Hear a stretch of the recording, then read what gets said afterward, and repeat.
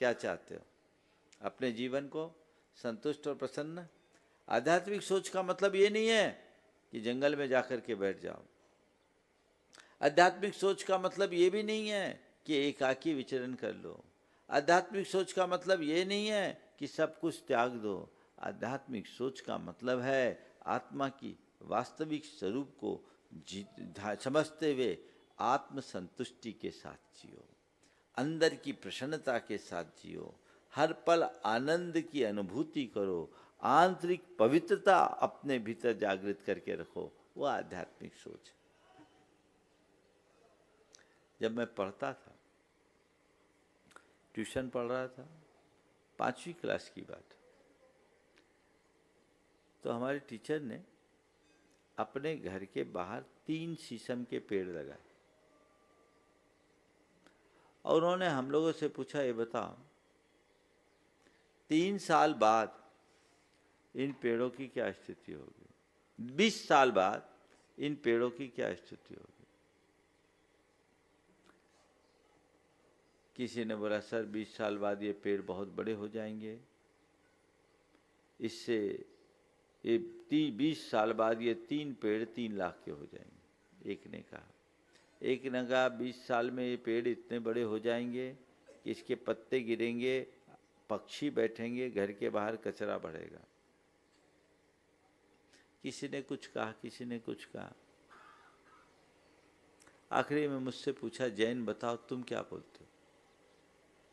हमारे साथ ऐसा रहा कि कोई भी सवाल किया जाता था तो सबसे पहले मेरा हाथ उठता था और मुझे सबसे आखिरी में पूछा जाता था। जब कोई नहीं तब मैं।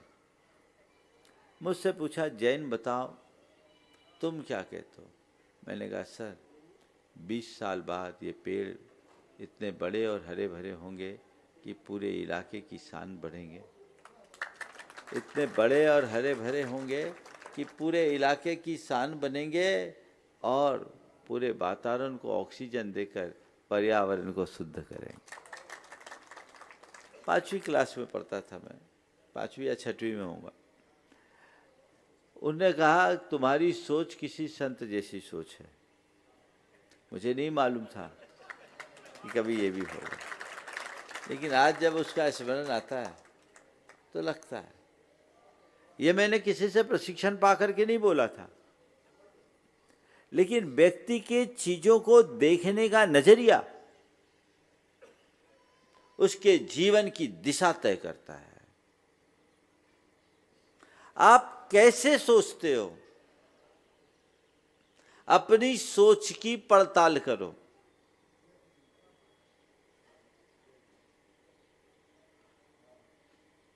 अगर आप विशुद्धतया भौतिक और व्यवसायिक सोच से भरे रहोगे, बहुत अच्छा जीवन नहीं बना पाओगे।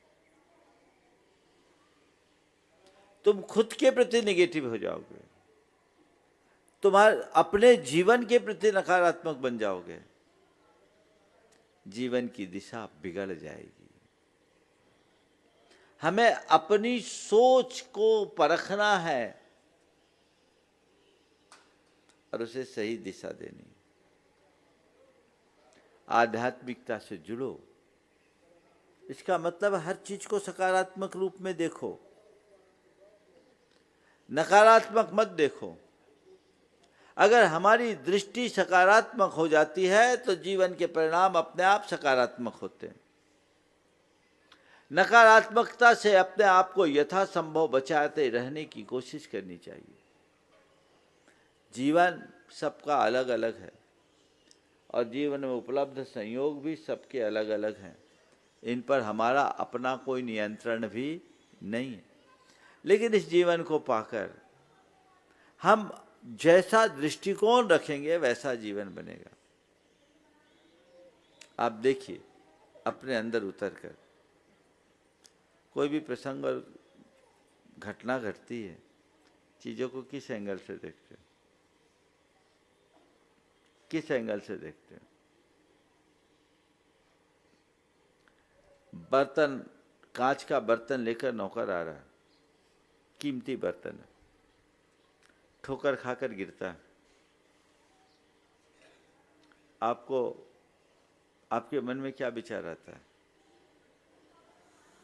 नौकर को चोट लगने का या बर्तन के टूट जाने का? बोलो। तुम्हारे लिए नौकर से मूल्यवान बर्तन हो गया, यही कहोगे? क्यों दिखता नहीं, अंधे हो, देख के क्यों नहीं चलता, इतना कीमती बर्तन तोड़ दिया। अरे बर्तन टूटा इसका तुम्हें दर्द है, उसका घुटना फूटा इसका दर्द क्यों नहीं? नौकर है ना,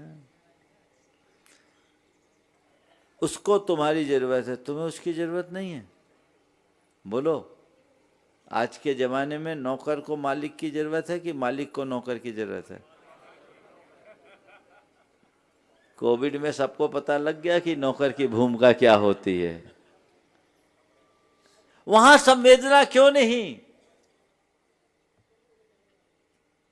जब हम केवल वस्तुओं पर केंद्रित हो जाते हैं, हमारी सोच भौतिक बनती है, व्यक्ति गौण हो जाता है, हम वस्तुनिष्ठ बन जाते हैं। और आज ऐसा ही हो रहा है, ऐसे ही हो रहा है। वहां पर संभलने की जरूरत है। और यदि उस घड़ी में आपने नौकर पर ध्यान दिया होता,